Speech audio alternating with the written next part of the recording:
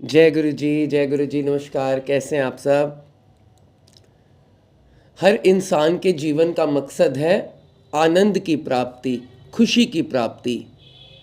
तो हमें जाप करने से, जप करने से ध्यान मिलेगा। जब हम बोलते हैं कि हमारा ध्यान नहीं लगता है, फोकस नहीं बना पाते हैं, कंसंट्रेशन नहीं होता है, उसका कारण ये है कि हम अपनी तरफ से कोई एफर्ट नहीं डालते। अगर जाप करना शुरू करेंगे, कोई भी जाप, अगर गुरु संगत है तो मैं तो ये कहूँगा गुरु जी का मंत्र जाप करिए, उसमें बहुत शक्ति है। It has divine powers. अमृत वेला में उठ सकते हैं तो अमृत वेला में करिए, नहीं तो जब आपके पास टाइम है 24 घंटे में 24 मिनट करिए, then you will see the result. जाप से, जप से हमें मिलेगा ध्यान, ध्यान से हमें मिलेगा ज्ञान, ज्ञान से हमें मिलेगी शक्ति, और शक्ति से हमें मिलेगा आनंद, खुशी, जो हम जीवन में चाहते हैं। मटीरियलिस्टिक चीज़ों से कभी खुशी नहीं मिलती है, वो टेम्परेरी खुशी मिलती है, कुछ सेकंड्स के लिए, कुछ मिनट्स के लिए। परमानेंट खुशी चाहिए तो उसके लिए हमें ध्यान करना पड़ेगा, मेडिटेशन करनी पड़ेगी। और मेडिटेशन अगर नहीं लगता है मन, फोकस नहीं हो पाता है, कंसंट्रेशन नहीं बन पाता है, तो आप शुरू कीजिए जप करना। कोई भी जाप कीजिए जो आपके मन को भाता हो, जो मन को संतुष्टि देता हो। आपको लगता हो कि अगर राम राम बोलने से आत्मा को तसल्ली मिलती है, ओम नमः शिवाय से तसल्ली मिलती है, ओम साईं राम से तसल्ली मिलती है, सत गुरु नानक, धन गुरु नानक बोलने से तसल्ली मिलती है, जय गुरु जी से तसल्ली मिलती है, गुरु जी के मंत्र जाप से तसल्ली मिलती है, कोई भी हो, उससे फ़र्क नहीं पड़ता। राधे राधे से खुशी मिलती है, आपको अंदर से आवाज़ आएगी कि ये जाप कर, इससे तेरे मन को खुशी मिल रही है, मन को, आत्मा को तृप्ति मिल रही है, वो आपको अंदर से आवाज़ आ जाएगी। कॉन्स्टेंटली जब आप 1-2 दिन करेंगे तो शुरू में ट्राई कीजिए अलग अलग करने के लिए, तो आप फिर ध्यान रखिए कि कौन से में आपको क्या एहसास हो रहा है, पता लग जाएगा, खुद को पता चल जाता है। आइए अब आंटी का सत्संग सुनते हैं।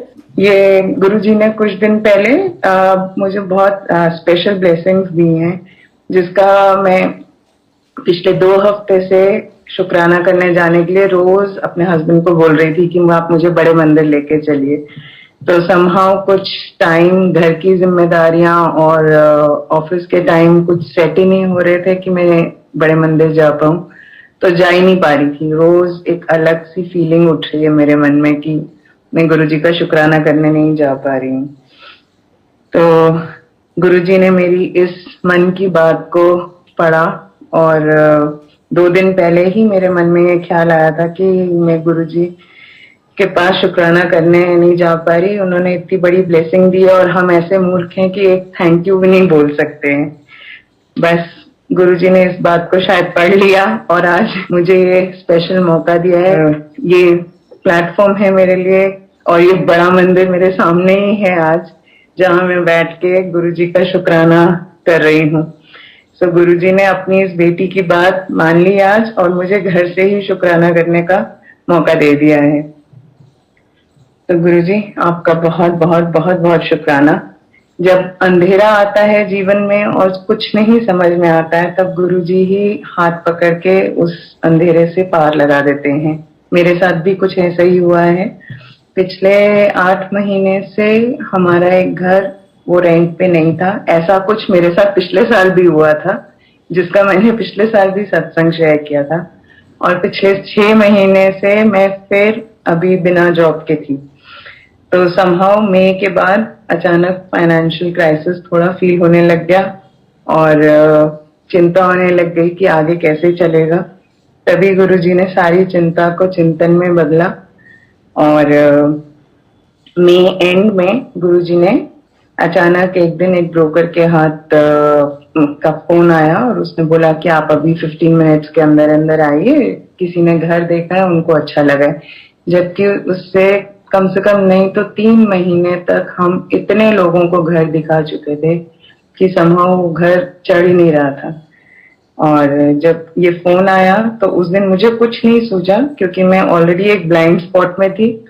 तो मैंने अपने शिव पुराण में से गुरुजी का स्वरूप निकाला और मैंने गुरुजी को साथ लिया और मैंने बोला अब आप चलो, और अब मुझे नहीं पता, कुछ तो ऐसा होना चाहिए कि हमारा ये परेशानी है खत्म होनी चाहिए। बस उस दिन गुरुजी हमारे साथ गए और 15 मिनट के अंदर अंदर ही सब बातचीत होने के बाद जो बंद दरवाजा एकदम लग रहा था कि पता नहीं कितने टाइम में खुलेगा, अचानक खुल गया और हमारा कॉन्ट्रैक्ट साइन हो गया। तो घर जो ऑलरेडी बहुत सारे पैसे ले रहा था इन टर्म्स ऑफ मेंटेनेंस, कभी पेंट कराओ, कभी घर दिखाना है तो वुड वर्क कराओ, तो बहुत सारी चीजें ऐसी चल रही थी जिसमें पैसा लग रहा था, आ नहीं रहा था, तो वो चीज रिजॉल्व हो गई। फिर दूसरा मेजर प्रॉब्लम था कि मेरी जॉब का भी होना चाहिए ताकि घर स्मूथ तरीके से रनिंग में आए। तो गुरुजी ने वो भी इच्छा पूरी कर दी। 1 हफ्ते बाद ही मुझे उस जगह से कॉल आया जहां पे मैंने 4 महीने पहले इंटरव्यू दे रखा था, और जब मैंने इंटरव्यू दिया था तब भी वो मुझे ऐसे लगा था कि वो मेरे लिए वो इंटरव्यू एक ब्लेसिंग की तरह आया है और गुरुजी ने मुझे ब्लेस किया है। और वहां पे बहुत पॉजिटिव रिस्पांस था मेरे इंटरव्यू का।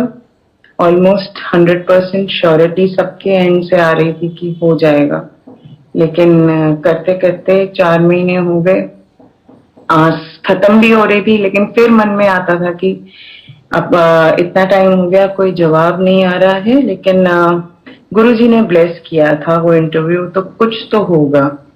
तो एक वो पता नहीं आस कहीं थी अंदर कहीं कोने में, और अचानक जून 2nd-3rd को मुझे एक मैसेज आता है उस कंपनी से कि मैम अगर आप फ्री हो तो क्या आप हमारी कंपनी ज्वाइन करना चाहोगे।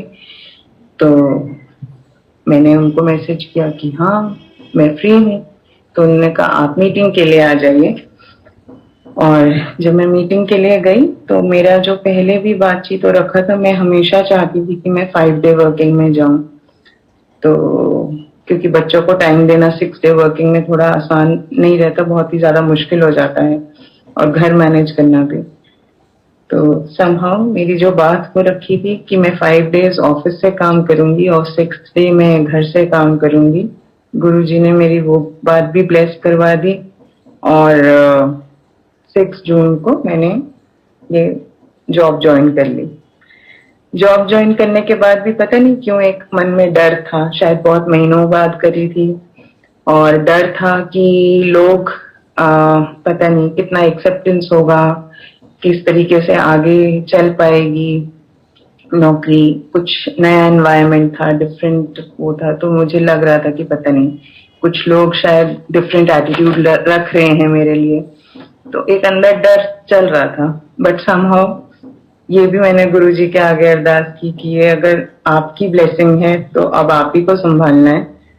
तो अब गुरुजी ने धीरे धीरे मेरा एडजस्टमेंट वहां पे भी करवाना शुरू कर दिया है, और गुरुजी की कृपा से अब मेरे पास इतना काम है कि मुझे 9 घंटे फुर्सत ही नहीं होती है, 1 मिनट भी खाना खाने की भी फुर्सत नहीं मिलती।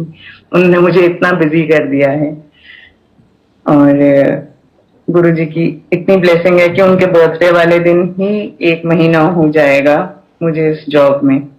तो मैं बहुत स्पेशल है ये सारा जो अभी मेरे साथ हो रहा है, ये सारा एक सत्संग ही है, और सत्संग चल रहा है। इनफैक्ट जब से मैं गुरुजी के साथ जुड़ी हूँ लाइफ में, एक्चुअली रोज ही ऐसा लगता है कि एक सत्संग हो रहा है। गुरुजी से मैं मतलब जैसे हम पूजा पाठ करते हैं, मेरा वैसा कनेक्शन तो नहीं है, हाँ, लेकिन गुरुजी को मैं अपने पापा समझ के बहुत सारी बातें जरूर करती हूँ और दिल खोल के बात करती हूँ। तो मुझे लगता है कि शायद मेरी बातें वो सुन रहे हैं, और शायद बेटी भी मान लिया है तो बेटी मान के अपनी बेटी की बातें पूरी भी कर देते हैं। तो इसलिए आज एक्चुअली बहुत बहुत स्पेशल ब्लेसिंग्स हैं, और मैं बहुत खुश हूँ, क्योंकि ये जॉब का मैंने एक्चुअली किसी को अपने घर में भी किसी को साथ शेयर नहीं किया कि मेरी जॉब लग गई है, क्योंकि मुझे था मैं पहले गुरुजी का शुक्राना करूंगी तभी मैं किसी को बताऊंगी कि मेरी जॉब लग गई है। और आज गुरुजी ने मुझे इस मौके पे मेरी एक्चुअली मन की पूरी कर दिया हसरत, कि मैं दिल खोल के आप सबके सामने ये शेयर कर रही हूँ अपने गुरु परिवार के साथ, अपना ब्लेसिंग्स को शेयर कर रही हूँ। इससे बढ़कर खुशी की और कोई बात हो ही नहीं सकती है। 2 साल पहले पहली बार मैंने गुरुजी का बर्थडे अपने घर पे किया। लॉकडाउन चल रहा था, मेरे हस्बैंड स्वीडन में थे और मैं और बच्चे अकेले घर पे थे, तो हमने कहा कि हम गुरुजी का बर्थडे सेलिब्रेट करेंगे। और जैसे ही हमने आसन लगाया, सत्संग किया, गुरुजी का बर्थडे सेलिब्रेट कर रहे थे, तो शुरू से मेरा जो गुरुजी के साथ कनेक्शन बना है, वो पहले मैं रिलक्टेंट थी। मैं गुरुजी के पास आने में, मेरे को कोई बोलता था तो मैं बोलती थी कि नहीं, मैं साईं बाबा को बहुत मानती हूँ, तो उनको मैंने अपना गुरु माना है मन में, तो मैं और कहीं नहीं जाऊंगी। उस दिन, अपने बर्थडे वाले दिन, गुरुजी ने मुझे दिखाया कि उनमें और साईं बाबा में कोई फर्क नहीं है।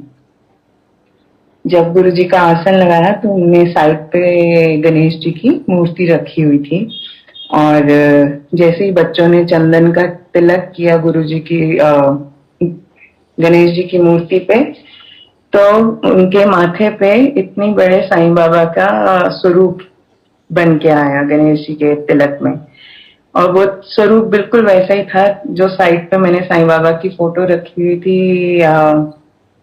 पूरे जो सत्संग का हमने आसन लगा रखा था, वहां पे साईं बाबा की जो फोटो लगाई हुई थी, बिल्कुल वही स्वरूप गणेश जी के माथे पे तिलक में वही स्वरूप नजर आ रहा था। और सबसे पहले मेरे बच्चों ने ही मुझे बोला कि मम्मी देखो, गणेश जी के माथे में तो साईं बाबा नजर आ रहे हैं। तो हमने सत्संग किया। गुरुजी का, उस दिन गुरुजी ने मैसेज भी दिया कि आज बाहर से केक लाने की जरूरत नहीं है, हलवा केक ही बनेगा। तो हमने हलवा केक बनाया, और जब बर्थडे करके रात को 12 बजे बड़े मंदिर का सत्संग पूरा होने के बाद जब मैं सोने गई अपने कमरे में, सो भी गए 12 साढ़े 12 बजे, तो अचानक 2 बजे ऐसे लगा किसी ने मुझे हिला के उठाया है। 2 या 3 बज रहे थे शायद। और जब मैं उठी तो मेरे कमरे में इतनी चंदन की खुशबू थी, इतनी चंदन की खुशबू थी, जैसे साईं बाबा के मंदिर में चंदन की अगरबत्ती से खुशबू आती है, बिल्कुल वैसी खुशबू पूरे मेरे कमरे में महक रही थी। और ऐसे लग रहा था जैसे साईं बाबा और गुरुजी मिलकर बर्थडे सेलिब्रेट कर रहे हैं। तो उस दिन के बाद से मेरे लिए तो साईं बाबा, गुरुजी सब एक हैं। अब जब आगे बढ़ती हूँ तो 2021 पहली जनवरी से ही पूरा साल ऐसे शुरू हुआ जैसे गुरुजी अपनी अमृत वर्षा कर रहे हैं मेरे पर। उन्होंने मुझे सपने में अमृत वर्षा कराई भी। और 2020 दिसंबर एंड में मेरी मदर इन लॉ की तबीयत बहुत खराब हो गई थी, और मेरे हस्बैंड स्वीडन में थे। मेरे हस्बैंड पूरे लॉकडाउन के समय 2 साल, जब तक कोविड चला, वो स्वीडन में ही थे और हम लोग यहीं पे थे अकेले। तो मेरी मदर इन लॉ की जब तबीयत खराब हुई तो सारी जिम्मेदारी मेरे ऊपर आ गई कि मुझे ही उनको डॉक्टर को दिखाना है, और आगे जो भी डॉक्टर बोलेगा वो सारा प्रोसीजर। तो जब उनका डायग्नोज हुआ तो उनके हार्ट में 2 मेन आर्टरीज में 90% ब्लॉकेज थी। मैं घबरा गई, लेकिन गुरुजी ने मेरा साथ दिया। और इसी दौरान 1 जनवरी को जब न्यू ईयर का समय था, तो गुरुजी ने मुझे ब्लेस किया। किसी ने मुझे कॉल किया और बोला कि आपको गुरुजी का डिवाइन प्रसाद चाहिए तो आप आके ले जाइए। और मुझे ऐसे लगा कि शायद गुरुजी ने मेरी मदर इन लॉ के लिए डिवाइन प्रसाद के रूप में ब्लेसिंग्स भेजे हैं, और मैं गई, डिवाइन प्रसाद लेकर आई उनके लिए। और मैंने 15 दिन, जब तक उनका टेस्ट नहीं हो गया, तब तक मैं उनको, क्योंकि वो नहीं मानती ज्यादा और थोड़ी रिलक्टेंट रहती हैं, तो मैं उनको चोरी प्रसाद देने लग गई, कभी चाय में मिक्स करके, कभी वैसे ही कि अच्छा अगर आपको मीठा खाने का मन कर रहा है तो मिश्री खा लीजिए। ऐसे करके मैंने उनको प्रसाद देना शुरू कर दिया, और मैंने बताया नहीं कि ये गुरुजी का प्रसाद है। करते करते 15 दिन निकल गए। उनका ब्लड प्रेशर रोज ही कभी हाई होता था, कभी लो होता था, समझ ही नहीं आता था। तो डॉक्टर ने बोला कि आप आके एंजियोग्राफी कराइए। एंजियोग्राफी में ब्लॉकेजेस निकले और उसी दिन उनका एंजियोप्लास्टी हो गया। उस दिन था शनिवार। गुरुजी के शनिवार को मेरे को थोड़ा वहम था कि स्टंट डलेगा और बॉडी में लोहा आ जाएगा। तो मैंने डॉक्टर से बोला कि आप कल सुबह लगा दीजिए। तो डॉक्टर ने बोला क्यों, कल सुबह किस लिए लगाना है, आप आज ही लगवाइए। तो मैंने 2 मिनट के लिए सोचा, लेकिन गुरुजी उस दिन भी मेरे साथ हॉस्पिटल में थे और मन में गुरुजी ने ख्याल उत्पन्न किया कि आप वहम को छोड़ दीजिए, वहम करने की कोई जरूरत नहीं है। बस वहम को मैंने मन से निकाला, गुरुजी को अरदास करी और गुरुजी को कहा कि अब आप ही ऑपरेशन थिएटर में हो डॉक्टर के साथ, अब जो भी है आपके हाथ में है। क्योंकि मेरे हस्बैंड यहाँ नहीं थे, अकेले, और अगर कुछ ऊंच नीच हो तो सब मेरे को ही देखना तो बहुत मुश्किल था। और इमोशनल टर्मोइल तो वैसे ही था, पूरी फैमिली को लेके ही था। तो बस गुरुजी ने ऑपरेशन थिएटर में ब्लेस किया। विद इन 20 मिनट्स स्टंट्स डल गए, ऑपरेशन सक्सेसफुल हुआ और डॉक्टर ने खुशी खुशी आके मेरे को ये खबर दी। और 2 दिन तक मैं ऑपरेशन यहाँ पे हॉस्पिटल में रही, मैक्स साकेत में। और गुरुजी की इतनी कृपा थी कि गुरुजी ने रात के समय भी, कि मैं रात को वहां अकेली रुकूंगी, हॉस्पिटल में कोई नहीं होगा, तो जहां मैं बैठी वहां पे एक यंग सरदार लड़का, उसकी वाइफ और उसके फादर बैठे हुए थे और उन्होंने पूरी रात गुरबानी सुनी। और मेरे लिए तो गुरुजी का दरबार वहीं बन चुका था, गुरबानी चल रही थी, गुरुजी का स्वरूप साथ में था और गुरुजी ब्लेस कर रहे थे। सो सत्संग ही सत्संग हो रहा था चारों तरफ। टचवुड, गुरुजी की कृपा से मेरी मदर इन लॉ बिल्कुल ठीक, और स्टंट डालने के बाद तो अब ब्लड प्रेशर भी बिल्कुल नॉर्मल। अब 1 साल से ऊपर हो गया, 1.5 साल हो गया है। अब शी इज टोटली फाइन, वो आउट ऑफ डेंजर, बिल्कुल नॉर्मल अपनी जिंदगी जी रही हैं। और अगस्त में मेरे हस्बैंड भी स्वीडन से वापस आ गए, जैसे ही कोरोना का जोर खत्म हुआ तो वो भी वापस आ गए। हमारा वहां पे पीआर का काम था, वो 2 साल से हमारे पीआर की वजह से बैठे थे कि पीआर क्लियर हो जाएगा तो मैं और बच्चे भी उनको स्वीडन में ज्वाइन करेंगे। समहाउ पीआर कैंसिल हो गया। एक मन में दुख था कि पीआर कैंसिल हो गया, बट दूसरी तरफ खुशी भी थी कि 2 साल बाद मेरे हस्बैंड वापस आ गए थे, परिवार इकट्ठा हो गया था और हमने इस बात को सेलिब्रेट भी किया। अंदर अंदर लगता है, कभी कभी लगता है, गुरुजी से बात भी करती हूँ कि ये कैंसिल क्यों हो गया, और ये भी एक तरीके की ब्लेसिंग्स हैं, लेकिन हो सकता है गुरुजी को ज्यादा पता है कि हमारे लिए क्या अच्छा है, क्योंकि उनके आने के बाद ही यूक्रेन और रशिया का वॉर भी शुरू हो गया, तो थोड़ा यूरोप अनस्टेबल हो गया है। तो अब पता नहीं, अब जैसे भी गुरुजी की इच्छा है वो तो गुरुजी जाने। हमारा तो काम है, हम अपने तरीके से अपनी जिंदगी बिता रहे हैं, अपने कर्म कर रहे हैं और गुरुजी उन कर्मों में हमारे को सफल बना रहे हैं। बस यही सबसे बड़ी ब्लेसिंग है। दिसंबर में मेरी कजन की बेटी की शादी थी और हमें लखनऊ जाना था। जाने से पहले जब भी मैं चपाती बना रही थी तो मुझे ऐसे लग रहा था जैसे अच्छे वाइब्स नहीं आ रहे और ऐसे लग रहा था कि कुछ गड़बड़ होने वाली है।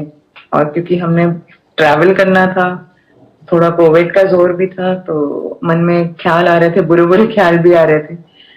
तो लग रहा था पता नहीं फैमिली के साथ जाया जाए शादी में कि नहीं जाया जाए, लेकिन 2 साल से लॉकडाउन में बैठे हुए थे, सबको एक चेंज चाहिए था, बच्चों को भी चेंज चाहिए था, सब एक बंधन में बंधे हुए चले जा रहे थे। तो हम सब ने डिसाइड किया कि ठीक है, शादी पे हम सारे ही जाएंगे और हमने अपने टिकट्स करा लिए। अब हम यहाँ से गए, जाते हुए भी गुरुजी से प्रार्थना करके गए कि अब सब ठीक ठाक रहे और सब अच्छे से हो जाए। तो गुरुजी ने ब्लेस किया, वहां पहुंचे, बच्चे बहुत खुश थे, बड़े टाइम बाद दिल्ली से बाहर गए थे, तो वो वहां पे खुला माहौल देख के खेलने भी लगे। वहां पे एक डॉग था उनका, था तो पेट डॉग लेकिन रॉटवाइलर था और छोटा बच्चा ही था 6 महीने का, बट बच्चे उसके साथ खेल रहे थे और मेरी बेटी ने जाके उसको बड़े प्यार से प्यार किया, तो उसने उसका हाथ पकड़ लिया। बहुत जोर से उसकी चिल्लाने की आवाज आई, सारे डर के भाग गए। मैं वहां बैठी गुरुजी का नाम जप रही, मुझे लगा कि अब गुरुजी अपने आप देखेंगे। तो गुरुजी ने खैर मेरी बेटी को बाइट तो किया डॉग ने, और हमें उसी टाइम वहां लखनऊ मेदांता में उसको लेके भी जाना पड़ा। इमिडिएटली उसकी ड्रेसिंग हुई, उसको इंजेक्शंस लगे, और जब हम वापस आए तो एक एक जने ने मुझे एक ही बात बोली। उस टाइम तो मुझे इतना एहसास नहीं हुआ, मुझे 2 मिनट के लिए कुछ ऐसा भी नहीं लगा कि कुछ मेजर हो गया है। बट जैसे जैसे 2 घंटे 3 घंटे बीते और जो भी मिले, जो भी बात करे, सब बोले ये रॉटवाइलर था, इसने सिर्फ दांत लगा के छोड़ दिया है, नहीं तो ये तो पूरा मांस निकाल के ले जाते हैं। और they are those kind of dogs जिनको मैन ईटर्स, मतलब ये आदमी का फ्लैश खाने में इनको टाइम नहीं लगता।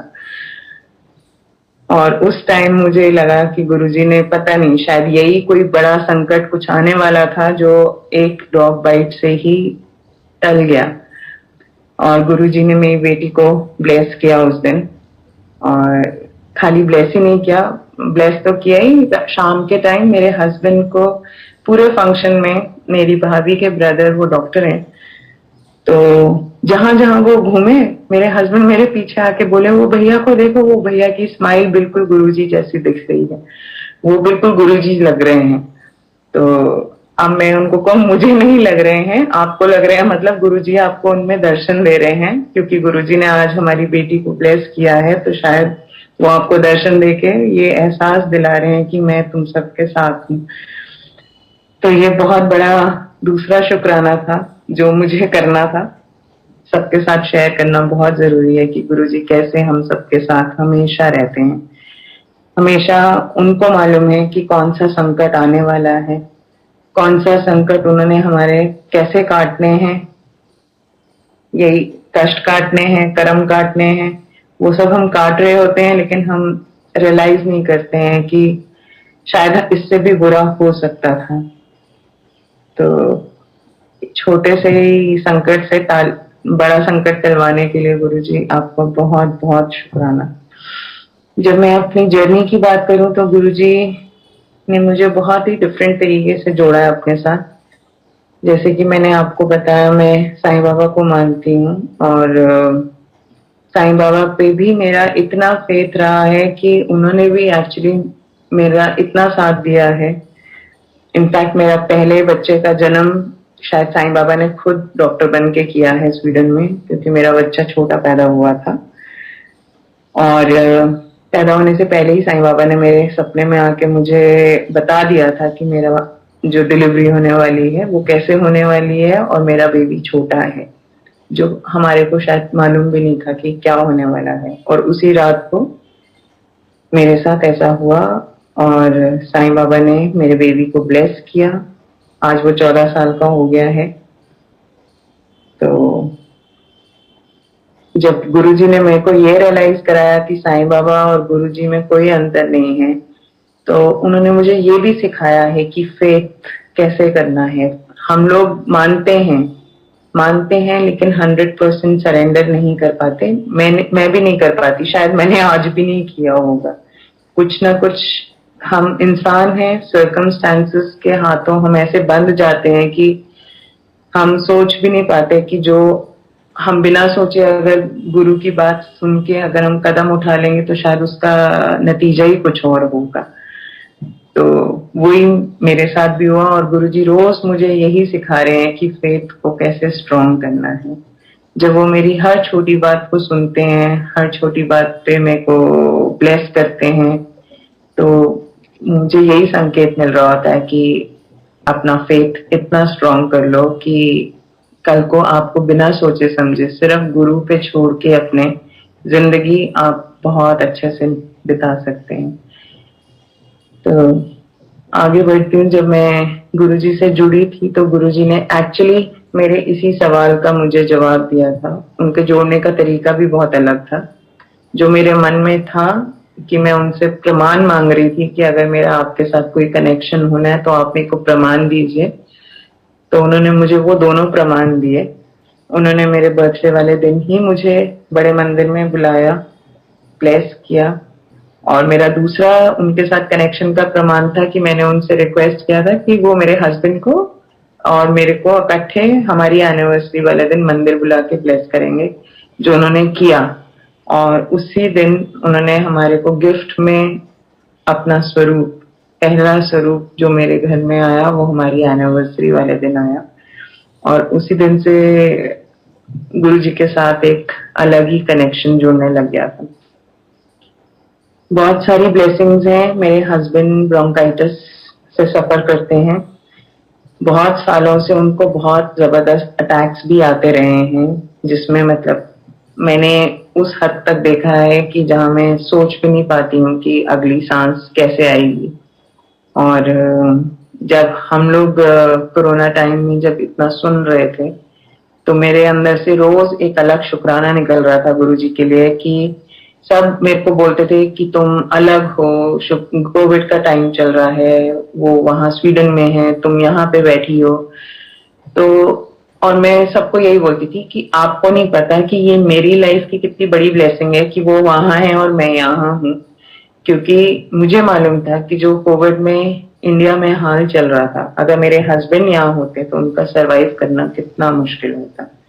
जो नॉर्मल ब्रोंकियल अटैक में जो उनकी कंडीशन हो जाती थी, और जिस तरीके से कोविड के दौरान जितने सफरिंग्स लोगों ने देखे हैं, अगर शायद मेरे हस्बैंड यहाँ होते और वैसी सिचुएशन कुछ हमारे उसमें आती तो बहुत मुश्किल होता हमारे लिए।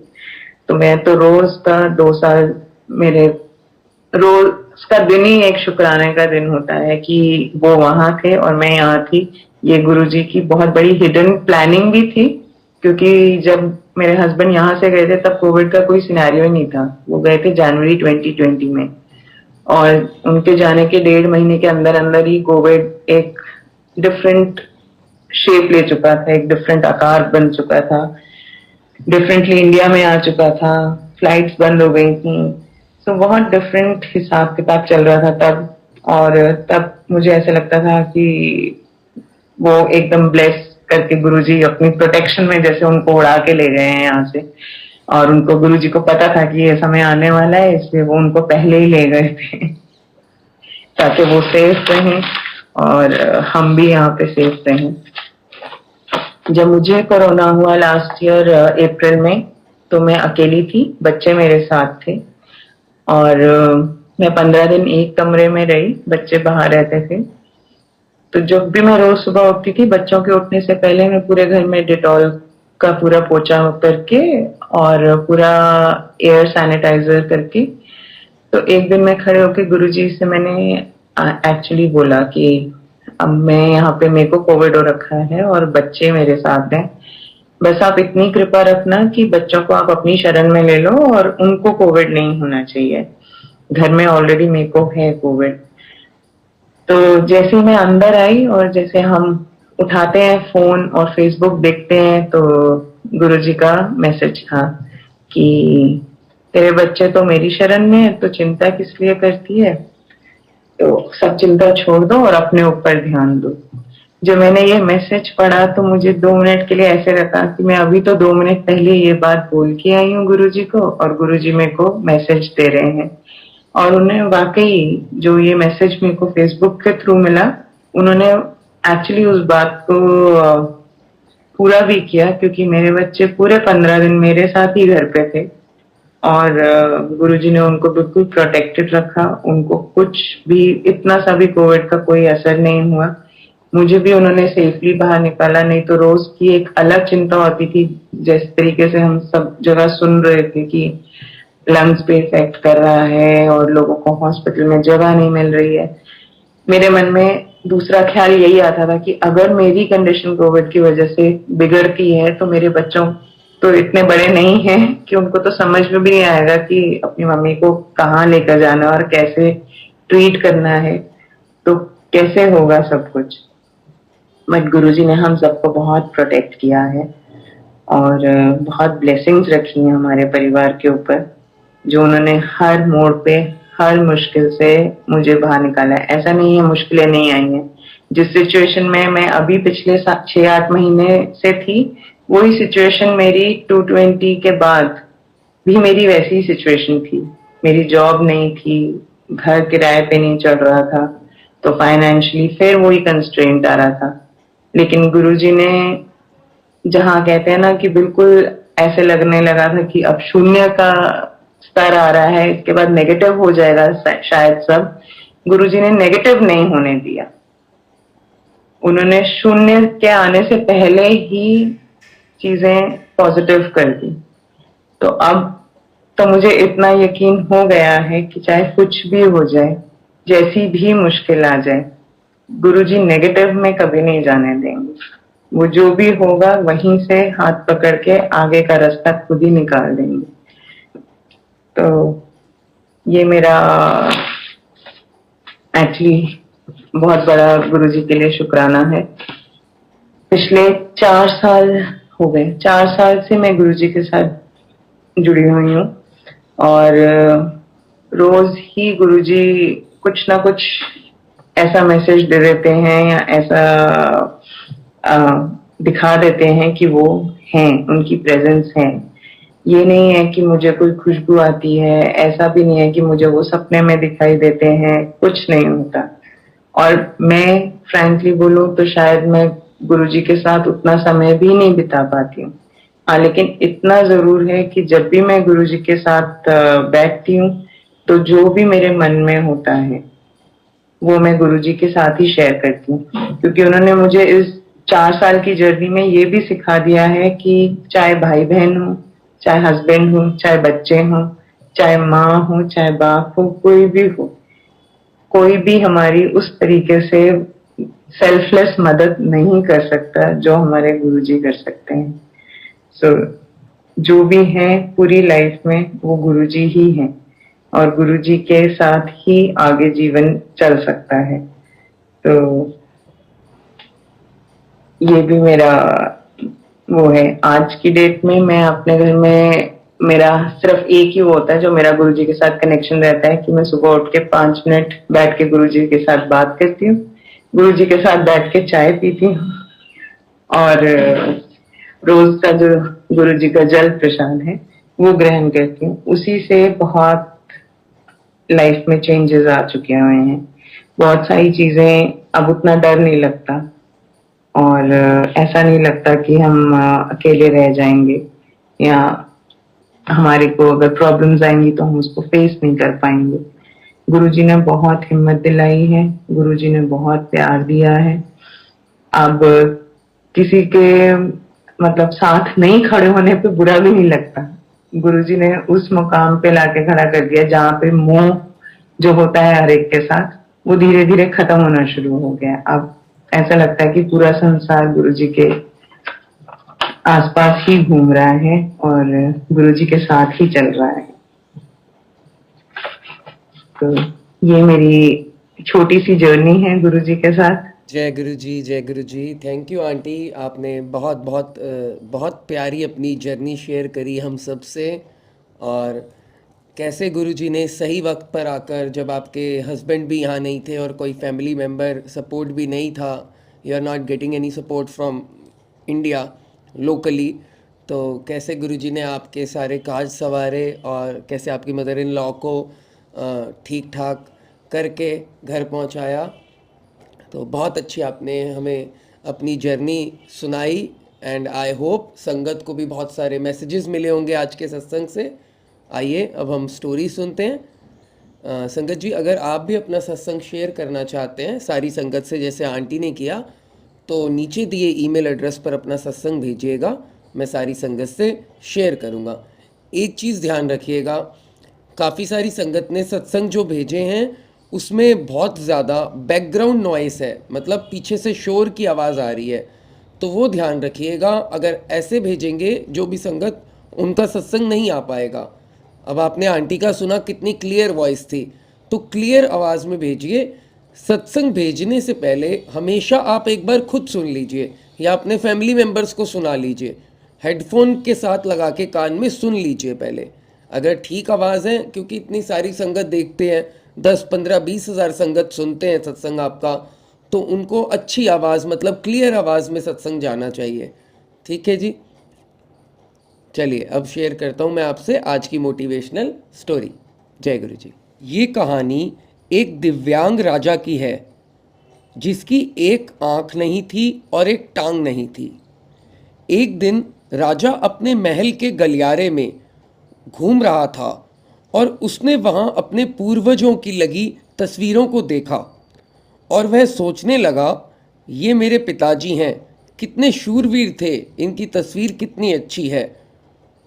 उसके बाद उसने अपने पूरे खानदान की, अपने दादा परदादा सबकी तस्वीर देखी, जो तस्वीर एक से बढ़कर एक थी। राजा ने सभी चित्रों को देखते हुए आखिरी चित्र पर पहुंचा और उसने देखा कि वहां पर चित्र की जगह खाली है।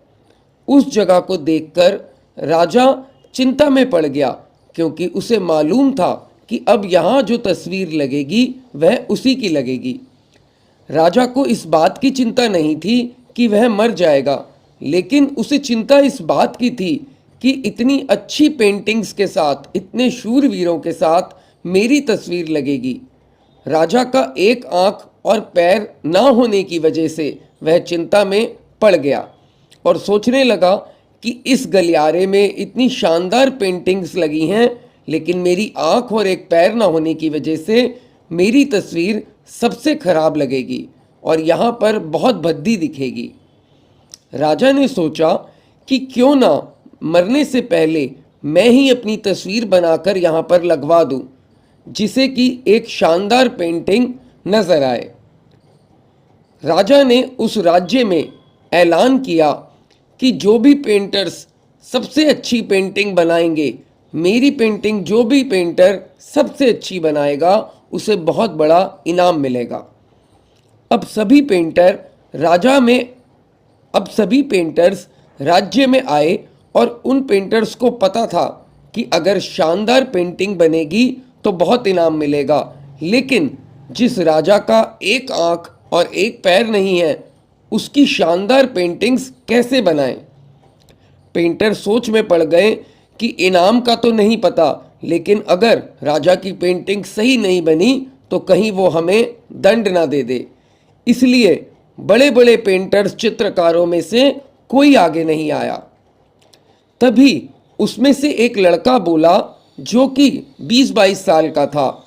उसने बोला, मैं आपकी पेंटिंग्स बनाना चाहता हूँ, मुझे 24 घंटे का वक्त दीजिए।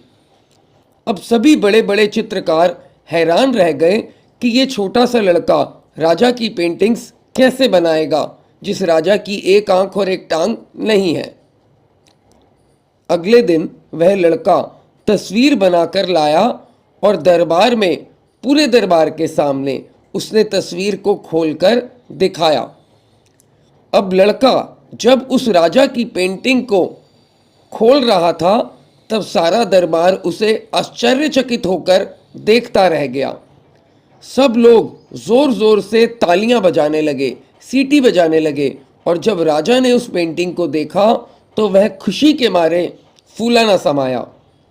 राजा बोला, अरे वाह, तुमने क्या पेंटिंग बनाई है, यह तो अभी तक की सबसे अच्छी पेंटिंग है।